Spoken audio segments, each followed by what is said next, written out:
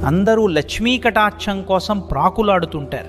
కానీ ఆ తల్లి ఇచ్చే ఐశ్వర్యం వెనుక ఉన్న అసలు రహస్యం మీకు తెలుసా? విష్ణుమూర్తి ఆ తల్లికి ఇచ్చిన వరంలో ఒక అద్భుతమైన మెలిక ఉంది.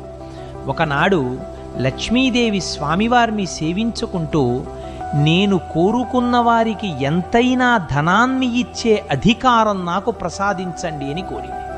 స్వామివారు సంతోషించి తథాస్తు అన్నారు. కానీ అక్కడ ఒక చిన్న నియమం పెట్టారు. లక్ష్మీదేవి ఎంత ఐశ్వర్యాన్ని ఇచ్చినా విష్ణుమూర్తి తలచుకుంటే దాన్ని మరుక్షణం వెనక్కి తీసుకోగలడు. ఇది గమనించిన సరస్వతీదేవి తమకు లక్ష్మి కంటే గొప్ప వరం కావాలని కోరింది. అప్పుడు స్వామివారు, తల్లి, నీవు ఇచ్చే జ్ఞానాన్ని మాత్రం ఈ సృష్టిలో నేను కూడా వెనక్కి తీసుకోలేను అని